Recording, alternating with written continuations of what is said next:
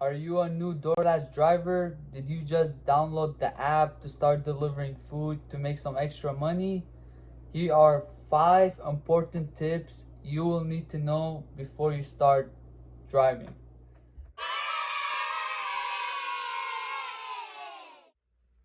You have to track your miles. Guys, I can't stress enough how important this is because at the end of the year, when you're gonna pay taxes on all the income that you made from Doordash, you're gonna use your miles as a business expense. If you guys didn't know, whenever you get paid on Doordash, taxes are not taken out from your check. Therefore, you gotta pay taxes at the end of the year on all the income that you made. So let's say you drove 1 mile while delivering. That is a 56 cents deductible that you're not gonna have to pay taxes on. Now let's say you made $10,000 but you drove 5,000 miles. That is $2,800 and tax deductible that you won't have to pay taxes on. I personally use an app called Stride. Probably put it right here. It's a really easy app to use to track my miles. All I have to do is go on the app, press the plus button and track my miles, and bam, it's gonna track my miles for me. And then at the end of my shift, when I made it home, I end track my miles, and yeah. You need to keep track of your expenses because at the end of the year, when you're gonna go do your taxes, the IRS would want a big amount because you are a independent contractor, which means you don't have an employer that pays half of your taxes like a W-2 job would. You are a 1099 independent contractor.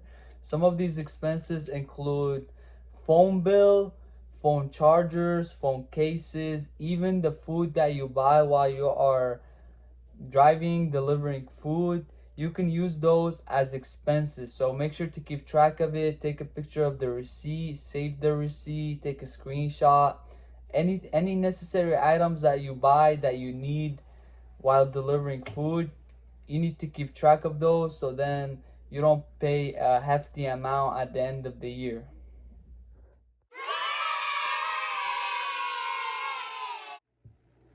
Do not worry about your acceptance rate. Now, I remember when I first started dashing about a year and a half ago, I got my first order. It was like an $11 order for 11 miles, and I went ahead and accepted it because I thought I had to. But no, you do not have to take every order. So let's say tomorrow is your first day dashing and you get a 5 mile order for $5. That is not a good order, and that order probably has no tip on it. So you can just go ahead and decline it on the top right, press decline, and then just select any reason and submit, and then you will start to get more orders. I would recommend getting orders over $2 a mile or $1.50 because that's when you will be profitable. And plus, with the gas being so high right now, I would recommend not taking anything under $2 a mile.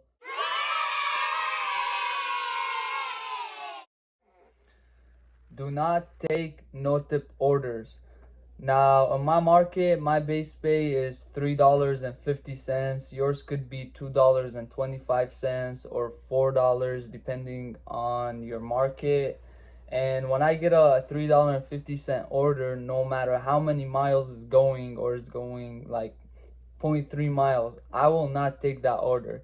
Now here's why. It's because that order can take you a really long to complete. Like, even though it's 0.3 miles, it can take you half an hour. Let's say you get to the restaurant and the food is not ready, the restaurant is slammed with people, and you gotta wait 10 to 15 minutes just to get the food. And you can be making way more money taking orders that are profitable, like $8 for 2 miles or $6 for 2 miles. Those are the orders that you really want to take because you will be making way more money. Another reason why you do not want to take a no tip order, because those customers are usually the ones that will give you problems, that will text you like, oh, when is my food gonna get here? What steak is so long? How long do you think it's gonna be? Get extra ranch, get extra ketchup.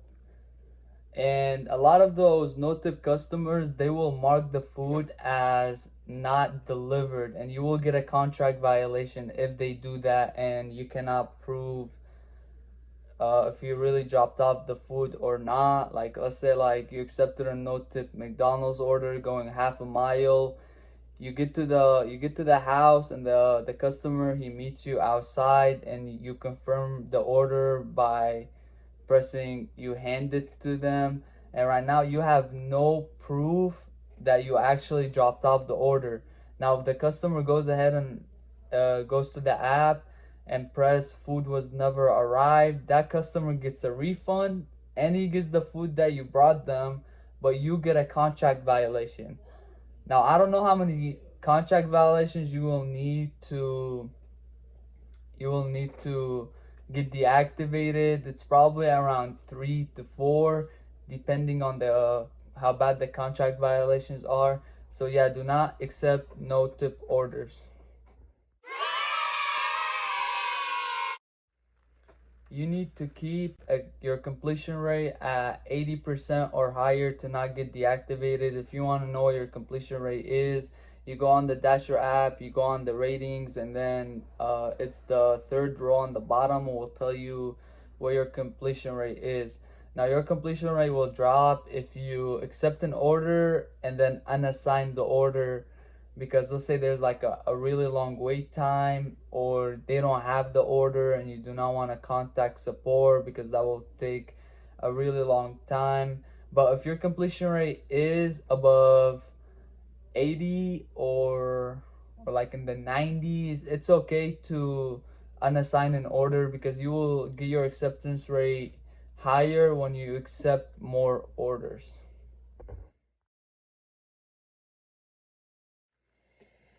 Another really important tip I would give you guys is do not speed. Be patient. Do not run stop signs. Do not run red lights. Do not cut off people. Always check your blind spots and your mirrors while switching lanes. Drive safe and don't be stupid. Stay safe. Like the video if any of my tips help. Subscribe to the channel if you guys want more. And yeah, stay tuned.